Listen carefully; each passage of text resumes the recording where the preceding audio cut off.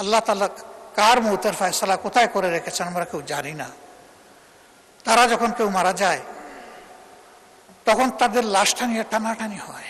আমরা কি একটু তাদেরকে আপনজনের চাদর দিয়ে জড়াই ধরতে পারি না? মাননীয় স্পিকার, কেউ মরার জন্য বিদেশে যায় না।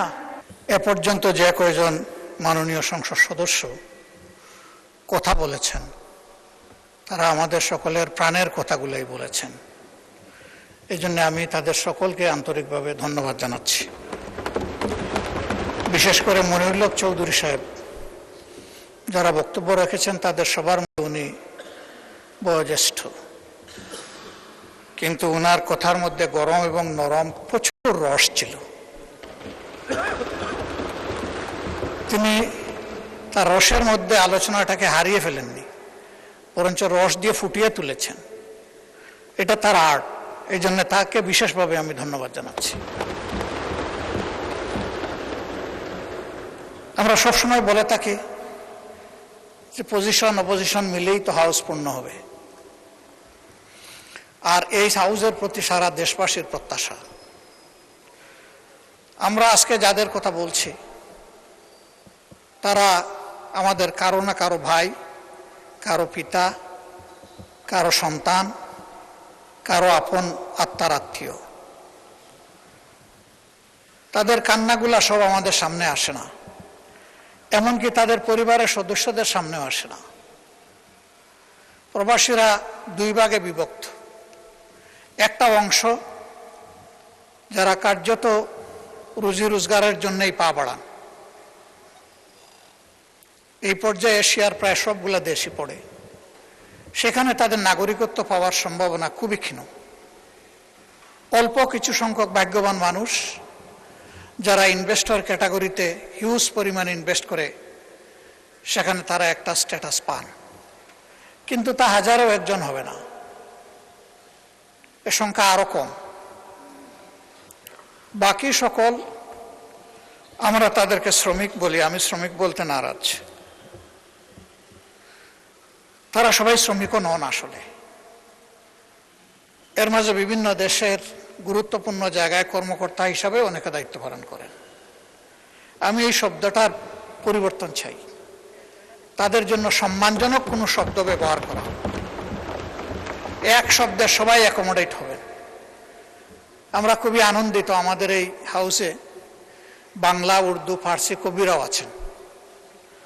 তারা যদি এরকম কোনো ভালো শব্দ নিয়ে আসেন যেটা অন্তত তাদেরকে মানসিকভাবে কিছু সান্ত্বনা দেবে যে দেশ তাদেরকে ভালোবাসা এবং শ্রদ্ধার জায়গা থেকে দেখে, তো আমি অনুরোধ করব এই শ্রমিক এবং রপ্তানি, এই দুইটা শব্দ পণ্য রপ্তানি হয়, মানুষ রপ্তানি না হোক। এটাকে একটা সম্মানজনক জায়গায় আমরা নিয়ে যাই। মাননীয় স্পিকার, যারা বিশেষ করে পশ্চিমের দেশগুলোতে যাচ্ছেন তারা সাধারণত ফিরে আসার নিয়তে যান না, তারা যান সেখানে থেকে যাওয়ার নিয়তে। এর মধ্যে দুইটা ক্লাস, একটা স্রেফ ভাগ্য অন্বেষণে আর একটা তারা জ্ঞানের অন্বেষণে। জ্ঞানের অন্বেষণে কারা যায়? দুই ধরনের মানুষ, যাদের ফিনান্সিয়াল এবিলিটি আছে পিতামাতার, তাদের সন্তানরা যায় নিজ দায়িত্বে নিজ খরচে। আর যাদেরকে আল্লাহ তাআলা চমৎকার মেধা দিয়েছেন, মা বাপ গরিব, তারা যায় ফুলব্রাইট বা কোনো ধরনের স্কলারশিপ নিয়ে। এই দুই শ্রেণী আমাদের অ্যাসেট। তারা সেখানে শিক্ষা নেওয়ার পরে ওই সংশ্লিষ্ট দেশগুলোতে সার্ভিস দিচ্ছেন।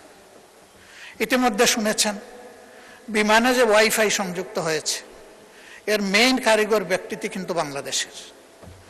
তার টিমে 13 জন ছিল, সেই লিড করেছে টিমকে। 4G থেকে 5G-তে নেওয়ার ফার্স্ট স্টেপটা যিনি নিয়েছেন তিনিও একজন বাংলাদেশী। অবশ্যই এখন তিনি বাংলাদেশের একটা বিশেষ জায়গায় সার্ভিস দিচ্ছেন। এই ধরনের মণিমুক্তাগুলো দেশ থেকে চলে গেল, আমরা দেশকে সাজাবো কি দিয়ে? এই জন্য আমি ফিল করি আমাদের ফিনান্সিয়াল রিমিটেন্স তো অবশ্যই লাগবে দেশের অর্থনীতির চাকা চালু রাখার জন্য, কিন্তু তার চাইতে কম ইম্পর্টেন্স নয় আমাদের এখন প্রয়োজন ইন্টেলেকচুয়াল রিমিটেন্স। দুনিয়ার বিভিন্ন উদীয়মান শক্তি এবং দেশ তাদের তরুণ যুবক যুবতীদেরকে ইনসেন্টিভাইজ করেছে, তাদেরকে মূল্যায়ন করেছে, সসম্মানে তাদেরকে দেশে ফিরিয়ে এনেছে। উদাহরণস্বরূপ বলতে পারি পাশের দেশ ভারত। একসময় তাদের দেশে সেই রকম স্কিল হ্যান্ড কোনো কার্ডিয়াক সার্জন ছিল না।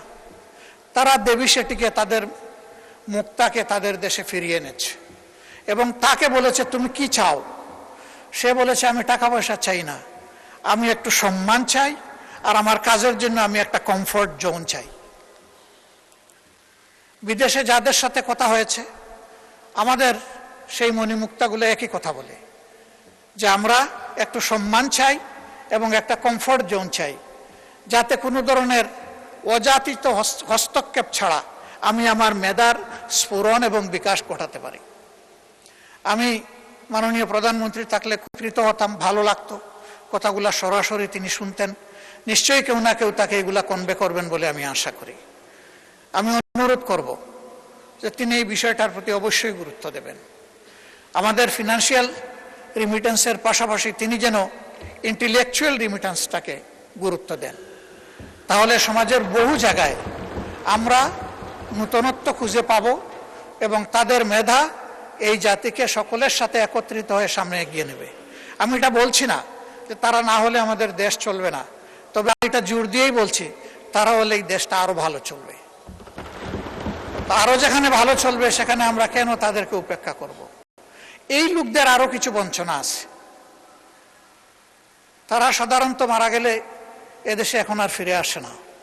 এক সময় 2 দিন, 5 দিন, 7 দিন, 13 দিন, 15 দিন পরে তাদের লাশ ফেরত আসত। এখন সবাই বুঝেছে যে এই কাজটা সঠিক নয়, বরঞ্চ তাদের ফ্যামিলি নিয়ে যে দেশে তারা থাকেন এখন তারা চেষ্টা করেন লাশটা যেন ওখানেই দাফন হয়েছে। তাদের এখানে আমাদের কাছে এইরকম কোনো চাহিদা নেই যে আমাদের লাশটা বিদেশে নিয়ে যান। কিন্তু তারা জীবন্ত যখন আসে তখন লাশের চাইতে খারাপ পরিণতি কোনো কোনো ক্ষেত্রে তাদেরকে ভোগ করতে হয়। আমরা তাদের প্রতি কৃতজ্ঞতা দেখাতে পারি না। এমনকি কারো কারো আপনজন, আপন ভাই তাকে তার প্রপার্টি থেকে ডিপ্রাইভ করে, বিভিন্ন ধরনের আইনের জটিলতায় ফেলে দেয়, মিথ্যা মামলা দিয়ে হয়রানি করে।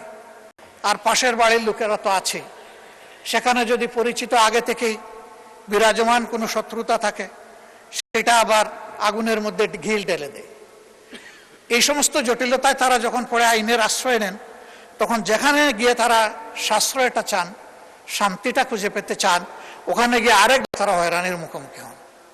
ওখানে যাওয়া মাত্রই তাদের কাছে বিরাট অঙ্কের একটা কিছু চেয়ে বসা হয়, কারণ মনে করে এই লোকগুলা টাকার মেশিন, চাইলেই পাওয়া যাবে। আমি চাইবো না কেন? যদি কেউ টাকা দিতে পারলো তো হয়তো তার কিছু কাজ হলো, যদি দিতে পারলো না তাহলে চোখের পানি মুছে মুছে আবার দেশ থেকে তাকে বিদায় নিতে হলো। তাদের এই কান্নাগুলো আছে। জমি ট্রান্সফারের ব্যাপারে কিছু জটিলতা নতুন করে তৈরি করে গেছে প্রিভিয়াস ফেসিবাদী সরকার।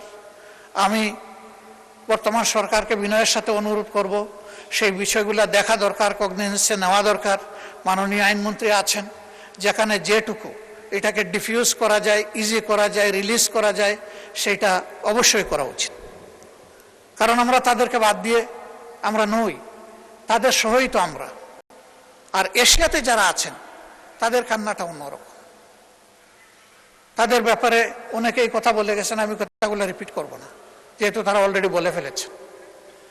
তারা কাঁদে কিন্তু আপজে চোখের পানি দেখায় না, চোখের পানি লুকিয়ে কাঁদে। ভিডিও কলে কথা বলে আর্টিফিশিয়াল হাসি দেয়। অনেকের সাথে এরকম কথা হয়েছে। আমি জিজ্ঞেস করি, তোমাদের এই বুবা কান্নার খবর কি তোমাদের আপনজন জানে? কয় আস্তাগফিরুল্লাহ, এগুলা জানানো যাবে না। আমরা কষ্টে আছি, ওদেরকে কষ্টে ফেলতে চাই না। ওরা বুঝুক যে আমরা ভালো আছি, তাহলে আমাদের কষ্ট আমরা কিছুটা ভুলে থাকতে পারবো। এখানেও কাঁদবো, ওখানেও কাঁদবে, এ তো হয় না। এরা কত মহৎ, নিজের কান্না বুকে চেপে আপনজনকে ভালো রাখে, দেশকে ভালো রাখে। এই লোকগুলোকে আমরা কি আসলে আপনজন হিসেবে নিতে পেরেছি? আমি দেখি না, কষ্ট লাগে। আমরা কি একটু তাদেরকে আপনজনের চাদর দিয়ে জড়াই ধরতে পারি না? মাননীয় স্পিকার, কেউ মরার জন্য বিদেশে যায় না। আমাদের এই ভাই এবং বোনেরা যায়, 2টা পয়সা রুজি করে পরিবারকে দিবে, দেশকে সাপোর্ট করবে, তারপরে দেশে চলে আসবে। কিন্তু আল্লাহ তাআলা কার মৌতের ফয়সালা কোথায় করে রেখেছেন আমরা কেউ জানি না। তারা যখন কেউ মারা যায় তখন তাদের লাশটা নিয়ে টানাটানি হয়। আপনজনরা চায় শেষবারের মতো অন্তত মুখটা দিই। এ লাশ আসবে কিভাবে? সে তো রক্ত পানি করা, ঘাম জড়ানো, যা রুজি করেছিল সবটাই পাঠিয়ে দিয়েছে। আমিও তাদের 2-1টা মেসে যাওয়ার সুযোগ নিয়েছি ইচ্ছা করে। চিন্তা করা যায় না সেই লোকগুলো এখানে থাকে কিভাবে, খায় কি, ঘুমায় কিভাবে। জনাব বরকতুল্লাহ বুলু সাহেব বলেছেন যে অতি নিম্ন ওয়েজে তারা সেখানে চাকরি করে, এদিকে পোষায় না। তারা হাজিদের দিকে চেয়ে থাকে, কেউ তাদেরকে একটু স্নেহ আদর করবে কিনা। কেন? এটি কেন হবে? অন্য দেশের লোকেরা তো এরকম হয় না। এখানে ওই সিন্ডিকেট চক্র শুরু থেকে শেষ সব জায়গায় গাটে গাটে গাপটি মেরে বসে আছে। এই লোকগুলার রক্ত বিক্রি করে ওরা ওদের সাথে উপহাস করে, ওদের বিজনেস করে। এই সব জায়গা অবশ্যই চিহ্নিত করতে হবে এবং এদেরকে আইনের আওতায় এনে 10 জনকেও যদি শাস্তি দেওয়া হয়, আমি বিশ্বাস করি ওদের সবগুলার গায়ের লোম খাড়া হয়ে যাবে। আমরা যদি সাকসেসফুলি সিনসিয়ারলি এই কাজগুলো করতে পারি, এই সরকারের ক্রেডিট যে এই দলের যিনি জন্মদাতা ছিলেন, এই দরজা এই জানালা তিনি খুলেছিলেন। তাদের আমলে এসে যদি আমাদের প্রবাসী ভাই বোনদের বঞ্চনা দূর হয়, তাহলে তাদের নামটি ওদের হৃদয়ে সোনার অক্ষরে লেখা হয়ে যাবে। কিন্তু অতি চমৎকার চমৎকার কথা এখানে আমরা আওড়ালাম, কাজের কাজ কিছুই হলো না। যেই তিমিরে সেই তিমিরেই থাকলো। তাহলে শুধু এই সরকার ডিসরেসপেক্টেড হবে না, আমরা সবাই ডিসরেসপেক্টেড হব। আমাদের প্রতি ওদের একটা ঘৃণাবোধ তৈরি হবে যে ওরা কথা বলে সুন্দর সুন্দর কিন্তু আমাদের জন্য কিছুই করে না। আমার বিনয়ী অনুরোধ, এই ভাই বোনগুলোকে যেন আমরা টাকার মেশিন হিসাবে না দেখি, আমরা যেন আমাদের প্রাণ হিসাবে, কলিজা হিসাবে দেখি। যদি আমরা কলিজা হিসাবে দেখতে পারি তাহলে তাদের আত্মা যেমন শান্তি পাবে, আমাদের আত্মা শান্তি পাবে। একটা বিশেষ বিষয়ে আমি দৃষ্টি আকর্ষণ করছি, বিষয়টি স্বরাষ্ট্র মন্ত্রণালয়ের সাথে সম্পর্কিত। এটি হচ্ছে ভিসা জটিলতা। অনেকে বলেছেন, আমি পার্টিকুলারলি জিজ্ঞেস করেছি তাদেরকে, তোমাদের সমস্যাগুলো কোথায়? তারা বলেছে, আমরা তো আগে করেছি কনভেনশনাল পাসপোর্ট, এরপরে করেছি আমরা এমআরপি, এখন ই পাসপোর্ট করতে গেলে এমআরপি এবং আমাদের এনআইডি এই 2টা হুবহু মিল থাকতে হবে। আমাদের অফিস ল্যাপসেসের কারণে ওই আকার একার নামের একটু অধিক সেদিক, বয়সের একটু সামান্য তারতম্যের কারণে এখন আর ই পাসপোর্ট হচ্ছে না। ফলে আমরা কিন্তু অনেকে এখানে ইলিগাল হয়ে গেছি অলরেডি, আর কেউ কেউ হওয়ার উপক্রম। এই সংখ্যা শত নয়, হাজার হাজার। এই প্রবলেমটা কিভাবে সর্ট আউট করে সলভ করা যায়? দুর্বলতা কিছু আমাদের অফিসিয়াল, কিছু হয়তো তাদের, কিন্তু মানুষগুলো তো আমাদের, এরা তো আমাদের অ্যাসেট। আমাদের এই অ্যাসেটগুলাকে কিভাবে আমরা এই ব্যাপারে হেল্প করতে পারি, এটা তাদের মেইন প্রবলেম। তার লিগ্যাল ইনস্ট্রুমেন্ট যদি তার হাতে না থাকে তাহলে ওই দেশে থাকবে কিভাবে? তার তো ঠিকানা হবে জেল। সে গেলে পরিবার আর সমাজকে সাহায্য করার জন্য, এখন ঠিকানা যদি তার জেল হয় তাহলে তো হলো না। তা আমি মাননীয় স্বরাষ্ট্রমন্ত্রীকে অনুরোধ করব, বিদেশের মাটিতে থেকেই এনআইডি এবং পাসপোর্টের এই জটিলতাটা অতি সহজে কিভাবে নিরসন করা যায়, ইনশাল্লাহ আপনি পারবেন, শুধু পদক্ষেপ নেওয়ার ব্যাপার। আমরা আপনার জন্য দোয়া করব আপনি যাতে পারেন। আর লাশগুলা হয়ে যাওয়ার পরে আমি আল্লাহর নামে দুহাই দিয়ে বলবো, একদিনের জন্য যেন সেই লাশ নিয়ে কোনো টানা হেঁচড়া না হয়। আমরা বেঁচে থাকলে, এই দেশ বেঁচে থাকলে সসম্মানে আমাদের কাঁধের উপর করে যেন সেই লাশগুলা দেশে নিয়ে আসা হয়। এরপরে দূতাবাসের ব্যাপারে যে কথাগুলো বলেছেন আমি সবগুলোর সাথে সম্পূর্ণ একমত, কিন্তু দূতাবাস কর্মকর্তা কর্মচারীরা আমাদের ভাই বোন, আমরা তাদেরকে অপমানিত করতে চাই না। সরকারের উচিত তাদেরকে প্রপার ওরিয়েন্টেশন দেওয়া। এবং এখানে যে একটা চমৎকার প্রস্তাব এসেছে যে একটা সংসদীয় টাস্ক ফোর্স হতে পারে, দুনিয়ার ভালনার যে সমস্ত কান্ট্রি যেখানে আমাদের সমস্যাগুলো বেশি, এই টাস্ক ফোর্স মাঝে মাঝে ফিজিক্যালি সেগুলো ভিজিট করবে, করে তাদের কথা নিজ কানে শুনবে। সেখানে দূতাবাসের আমাদের কর্মকর্তা কর্মচারীরাও থাকবেন। এই সব কিছু মিলে আমরা যদি একটা টোটাল প্যাকেজের দিকে যাই, তাহলে আমি রিমিটেন্স বাড়ার উদ্দেশ্যে বলছি না, আমি বলছি মানবতাকে সম্মান করার উদ্দেশ্যে আমরা এই কাজগুলা করলে আমি বিশ্বাস করি এই রিমিটেন্স দ্বিগুণ তিগুণ বেড়ে যাবে ইনশাআল্লাহ। দেশ এবং জাতি বেনিফিটেড হবে, তারা বেনিফিটেড হবে, সম্মানিত বোধ হবে। আমরা যেহেতু তাদেরকে যোদ্ধা বলছি, আমরা যেন মেহরবানি করে তাদেরকে বীরের সম্মানটুকু দিই। আমার যোদ্ধা আমার বীর, কাজেই তারা যেন বীরের সম্মান পায়। সেইটা কিভাবে পাবে সরকার এটা ফর্মুলেট করুক। আমাদের কোনো সহযোগিতা চাইলে আমরা হোল হার্টেডলি করবো ইনশাআল্লাহ। আজকের এই আলোচনাটা আমাদের কোনো বিতর্ক ছিল না, এই আলোচনা ছিল আমাদের হৃদয়ের কিছু আকুতি। আমি বিশ্বাস করি সবাই সেই জায়গা থেকেই কথা বলেছেন। মাননীয় স্পিকার আমাকে সুযোগ দেওয়ার জন্যে এবং এই আলোচনাটা আজকের হাউজে আনার জন্য আমি বিশেষভাবে আপনাকে ধন্যবাদ জানাচ্ছি।